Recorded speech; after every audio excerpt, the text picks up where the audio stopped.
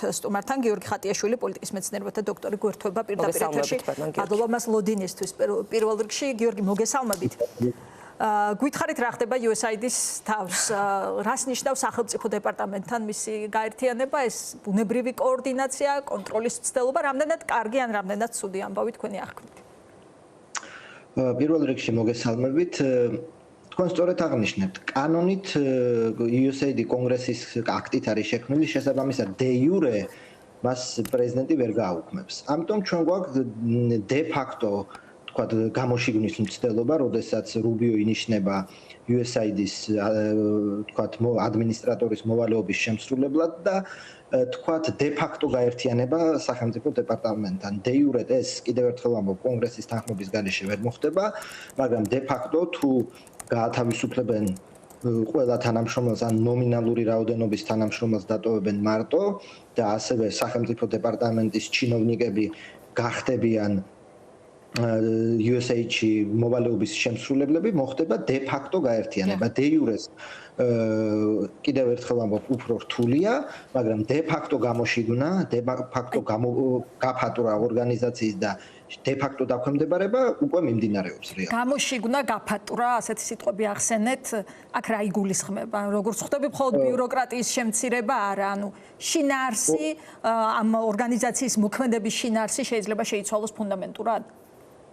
ესე იგი, აქ მრავალშრიანია ეს გამოშიგნა, ხო? პირველ რიგში, რა თქმა უნდა, თანამშრომელთა შემცირება და გათავისუფლება, მეორე არის პროგრამული გადახედვა, მესამე არის ეს დაფინანსების შემცირება და მეოთხე არის, რა თქმა უნდა, ეს როგორც რუბიომ თქვა, რომ ის უნდა დაუქვემდებარდეს სახელმწიფო დეპარტამენტს, იმიტომ რომ უკვე წლებია ატარებენ დამოუკიდებელ პოლიტიკას და უნდა გაატარონ ის პოლიტიკა, რომელიც თანხმდრაშია ამერიკის სახელმწიფო ინტერესებთან, იგულისხმება ამჟამინდელი ადმინისტრაციის პოლიტიკურ პრიორიტეტებთან.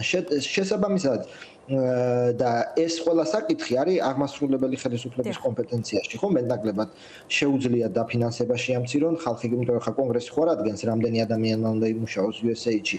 შესაბამისად ეს ის იოლი ნაბიჯებია, რომელიც de facto-თ გაანულებს ორგანიზაციასთან ძალიან შეასუსტებს, de jure-თ, რა თქმა უნდა, USAID იარსებებს, ამაში მე დარწმუნებული ვარ, რომ ვერ და არ დახურავს USAID-ს. De jure, მაგრამ de facto აქცევს სახელმწიფო დეპარტამენტის ფილიალად.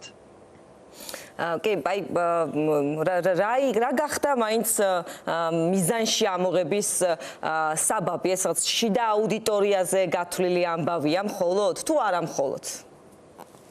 აქ ორი საკითხი შეიძლება წამოიჭრას. ერთი ეს ძირძველი თუ არა ძირძველი პოლიტიკური თქვათ მემარჯვენე კონსერვატიულ წრეებში ეს წარმოდგენა რომ თქვათ ეს deep state და თქვათ რომ როგორც თქვათ სალვადორის პრეზიდენტმა ხო ძალიან ისეთ ჩამოაყალიბა მოკლედ რომ მხოლოდ 10% მიდის დახმარებაზე და დანარჩენი მიდის გლობალისტების მიერ ხარდაჭერილი არ ხარდაჭერილი მთავრობების დამხობებზე, რევოლუციებზე და ასე შემდეგ. რომელსაც რა თქმა უნდა ბატონ ილონ მასკს მტკიცედ სჯერა.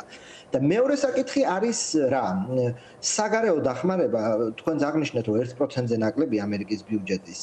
მაგრამ თქვათ ხალხის წარმოდგენაში ხო აი კვლევები და ყველა კვლევა ამბობს რომ ხალხს გონია რომ 10 და 25%-ია თქვათ ამერიკის ბიუჯეტის საგარეო დახმარება და პოლიტიკურად ძალიან პოპულარული საკითხია ეს საგარეო დახმარების შემცირება და მეორე მხრივ თქვათ გამომქომაგებელი თქვათ ეს თქვათ ვაშინგტონში ეს პოლიტიკოსები და რაღაცა ჟურნალისტები და ეს ისტაბლიშმენტი და ელიტა შეიძლება გამოეკომაგოს, მაგრამ ხალხში ნამდვილად USAID-ს დიდი გამომქომაგებელი არავინ არ აყავს. რეალური ხარჯების შემცირება ხო ხა 40 მილიარდია, 40 მილიარდზე მეტია USAID-ის ბიუჯეტი, რაც არის ამერიკის თლიანი ხარჯვითი ნაწილის 1%-ზე ნაკლები.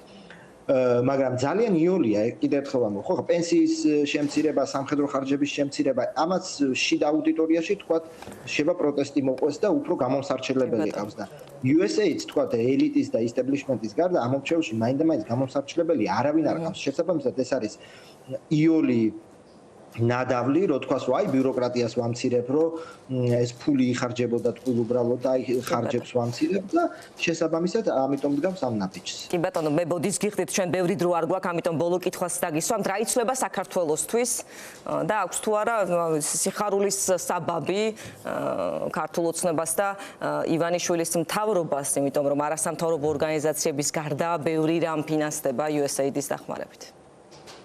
კი ბატონო, ხო ხა საქართველოშიც რა თქმა NGO-ებიც ფინანსდებოდა და სოფლის მეურნეობის პროგრამებიც ფინანსდებოდა. ეს ჩემი აზრით ეს სიხარული რომ აი ჩვენ რასაც ვიძახდით, რახან ამერიკის მთავრობა იძახის ეხლა და ჩვენ მართლები ვართ.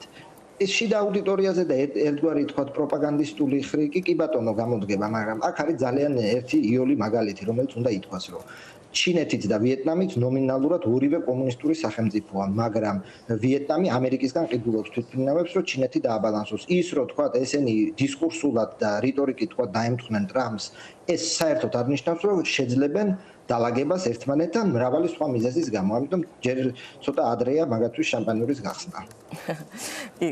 გავაგრძელებდით სიამოვნებით, სამწუხაროდ დრო აღარ გვაქვს. ბატონ გიორგი, მადლობა რომ იყავით ჩვენი სტუმარი. გიორგი ხატიაშვილი, პოლიტიკის მეცნიერებათა დოქტორი გვერდთვებოდა პირდაპირ ეთერში, მას ვემშვიდობებით.